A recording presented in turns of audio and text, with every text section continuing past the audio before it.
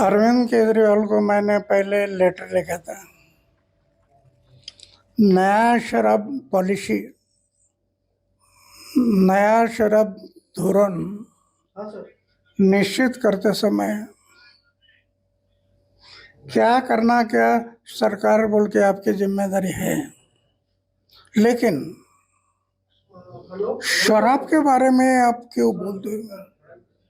मुझे वो कह रहे हैं कि कवि है, हास्य कवि है। अरे भैया, मैं तो पढ़ा लिखा हूं, थ्रू आउट फर्स्ट क्लास हूं, गोल्ड मेडलिस्ट हूं, कॉलेज में पढ़ाया है 17 साल। तुम तो एक ऐसे हास्य कलाकार को लिए घूम रहे हो जिसपे 10वीं 12वीं भी 3 बार में हुई है। तो तुम तो कल वो कोई गड़बड़ कर देगा तो तुम तो कह दोगे "है, वो तो हास्य व्यंग के आदमी है, वो तो हास्य कलाकार है, मैं क्या करूं"। गिरफ्तारी सुनिश्चित थी।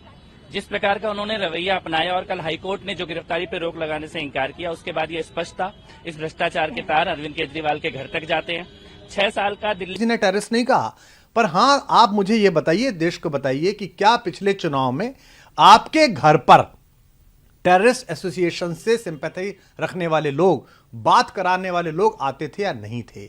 जब मैंने उस पर आपत्ति उठाई थी तो पंजाब की मीटिंग से मुझे बाहर कर दिया गया था, नहीं कर दिया गया था। और मैंने एक दिन रंगे हाथ पकड़ी थी घर पे मीटिंग, बाहर एक प्रहरी भी खड़ा था कि नहीं नहीं अंदर मीटिंग चलिए, मैंने उसको धक्का दिया, हरियाणा का प्रहरी था वो, क्या साइड हट।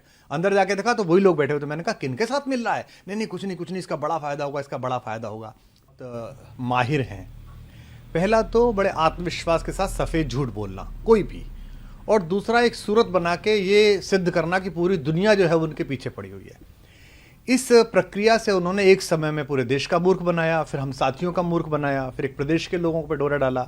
यहां तक तो बात आती जाती रही, सरकार जीते हारे। लेकिन अगर कोई देश की बात थी और मुझसे अचानक किसी इंटरव्यू में एक वाक्य निकला तो उसमें इतनी परेशानी क्यों? वो आए ना, वो बात करें यहां पर आकर। तो उन्होंने एक बार भी ये नहीं कहा। मैं तो ये पूछना चाहता हूं भाई, आपको तो किसी ने टेररिस्ट नहीं कहा, पर हां, आप मुझे ये बताइए, देश को बताइए कि क्या पिछले चुनाव में आपके घर पर टेररिस्ट एसोसिएशन से सिंपैथी रखने वाले लोग, बात कराने वाले लोग आते थे या नहीं थे?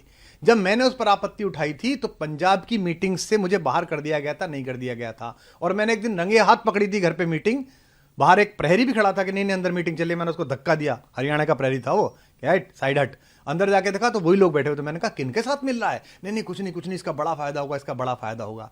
अरे बाप रे, ये तो धोती खोल रहा है। तो वो ये बताएं, वो ये बताएंगे नहीं, बाकी सब वो तरह तरह के आरोप प्रत्यारोप करते रहेंगे। दूसरा, वो किसी प्लेटफॉर्म पे आके बहस क्यों नहीं करते हैं?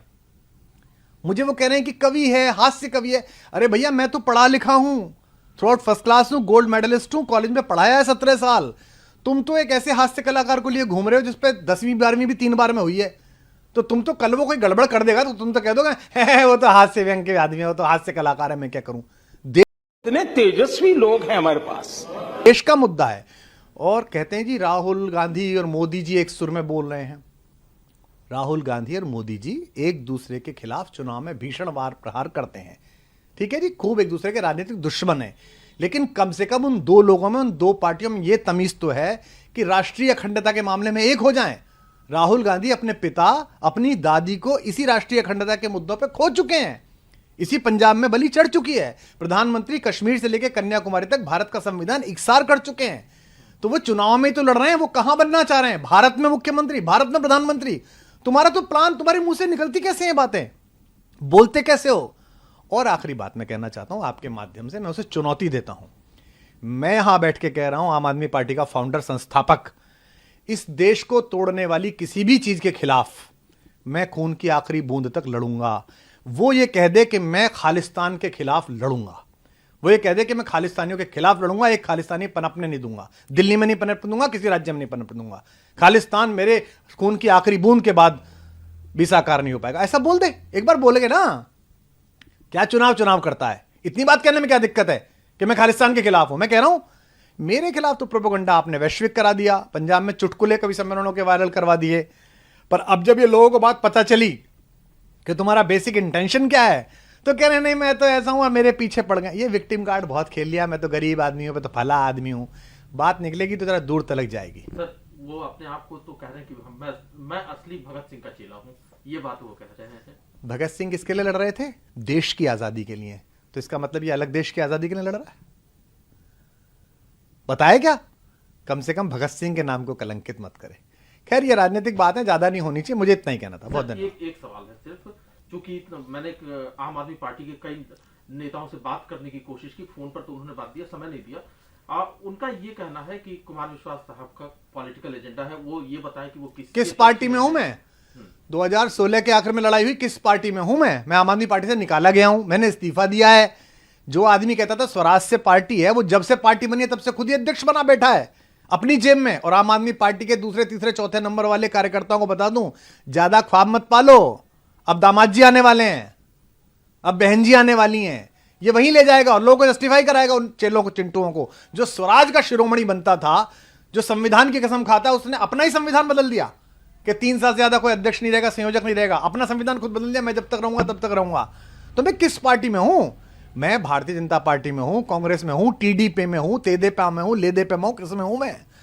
कोई मिलता नहीं तो उसके लिए बोल रहे हैं, उसके लिए बोले। अरे तू इधर उधर की बात ना कर भाई, ये बता कि खालिस्तान के विरोध में तेरा क्या स्टेटमेंट है, ये बता कि तेरे घर पे लोग आए थे, आते थे या नहीं आते थे, और बता दे, नहीं तो मैं बता दूंगा। बता दें कि अरविंद केजरीवाल ने अन्ना हजारे के साथ मिलकर भ्रष्टाचार के खिलाफ लड़ाई की शुरुआत की थी। अन्ना हजारे ने भी केजरीवाल की गिरफ्तारी पर बड़ा बयान दिया है। अरविंद केजरीवाल को मैंने पहले लेटर लिखा था,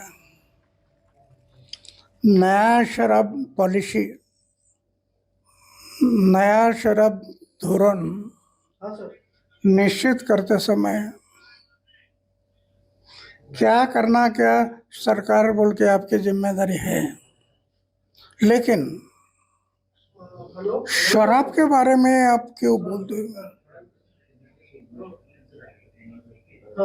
समाज के कई अच्छे प्रश्न है ना, उस पर बात करो। शराब की पॉलिसी,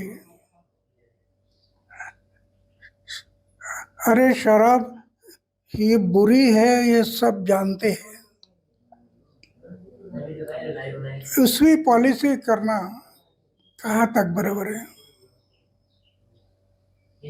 हम लोग जो काम किया, अरविंद हमारे साथ में है, ये समाज के भलाई के काम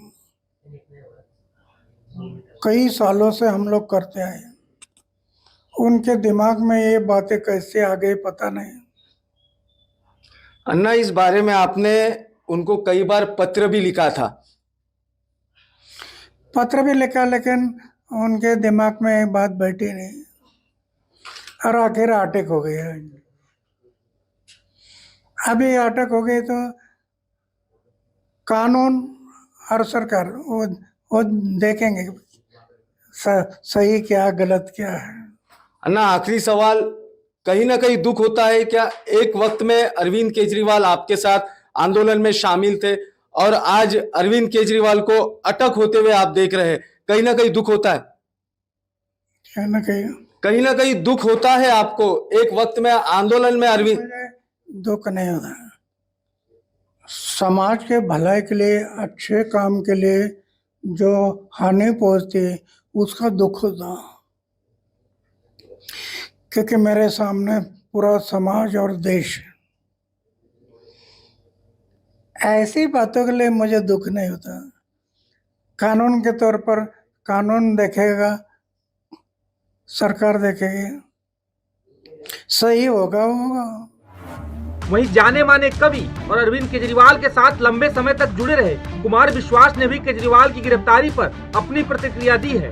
उन्होंने एक्स पर लिखा कि कर्म प्रधान विश्व रचि राखा, जो जस करहि सो तस फल चाखा। बता दें कि चौपाई का अर्थ है कि यह जगत, यह विश्व कर्म प्रधान है, जो व्यक्ति जैसा करता है उसे वैसा ही फल मिलता है। केजरीवाल से सिर्फ ये पूछना चाह रही हूँ कि क्या भाजपा ने आपसे कहा था कि शराब घोटाले के पीछे जो पॉलिसी थी उसको बनाया जाए, कि साउथ ग्रुप के साथ मिलकर, के कविता के साथ मिलकर उस लिकर माफिया लॉबी जो साउथ की है उसको 31 में से 9 जोन दे दिए जाए?